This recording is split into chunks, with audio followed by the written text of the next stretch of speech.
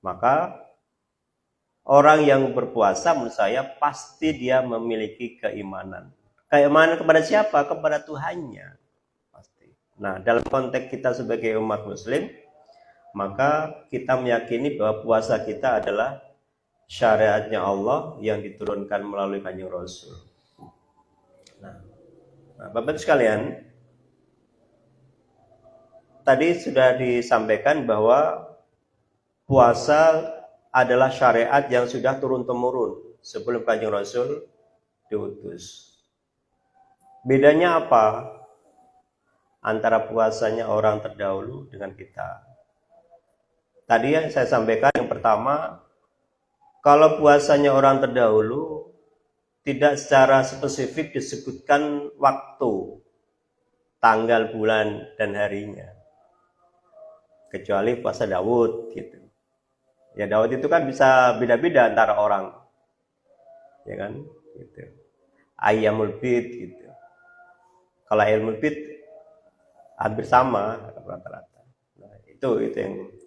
Nah, Bapak sekalian, apa yang membedakan syariatnya puasanya Kanjeng Rasul dengan umat-umat sebelumnya? Dalam pengertian bahasa, Bapak sekalian, puasa disebut juga al-imsak, menahan. Dalam ilmu fikih disebut al-imsak anil muftirati atau anil makulati gitu. Minal fajri ila ghurubi syamsi. Gitu. Jadi dalam pengertian istilah, puasa adalah menahan segala sesuatu yang bisa membatalkan puasa, baik itu makan, minum, dan sesuatu yang masuk dari lubang badan kita dengan niat beribadah, Bapak sekalian. Dari mulai fajar hingga terbenamnya matahari. Nah, secara istilah ini sudah masuk kategori imsak, Bapak Ibu, puasa. Jadi imsak dalam arti puasa adalah menahan segala sesuatu yang bisa membatalkan puasa dengan niat karena Allah, dimulai dari terbit fajar sidik hingga terbenamnya matahari. Nah, ini Bapak sekalian. Jadi kalau puasanya orang terdahulu tidak seperti ini, Bapak sekalian. Dia hanya puasa beberapa saat saja.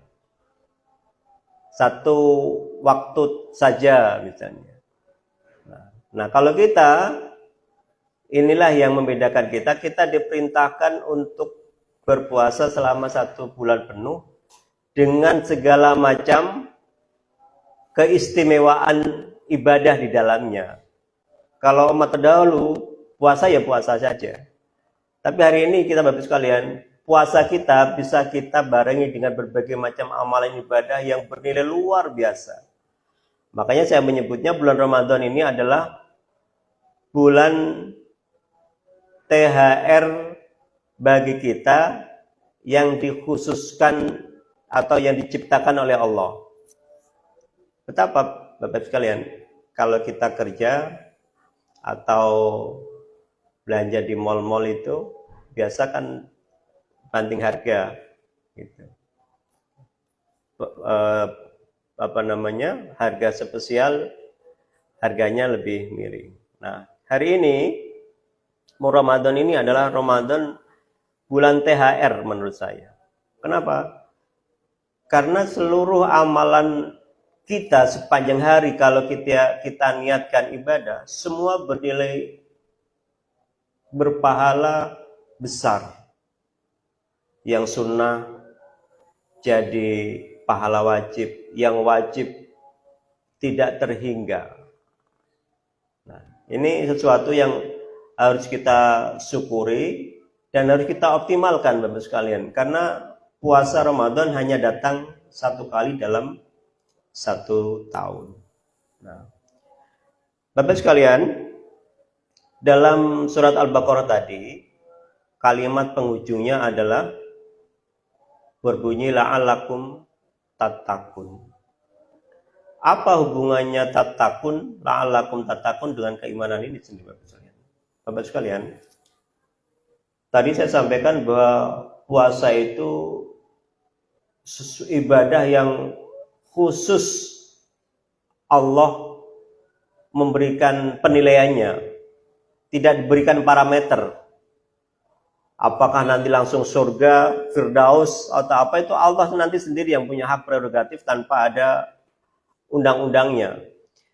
Kalau kita ingin berbeda dengan ibadah yang lain, kalau kita ingin misalnya sholat dengan pahala lebih banyak, kita diminta untuk sholat berjamaah. Ya Pak ya, udah terukur ya.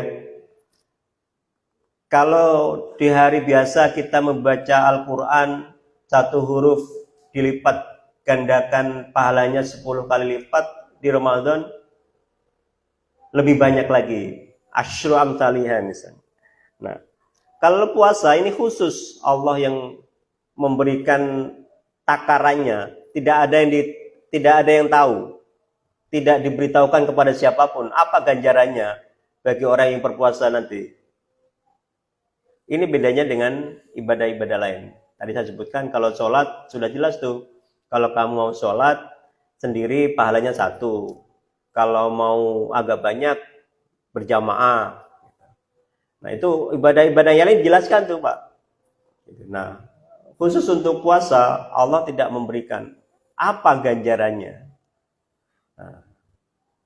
Nah kemudian di penghujung tadi Bapak sekalian dikaitkan dengan la'allakum tattaqun, supaya kita berproses.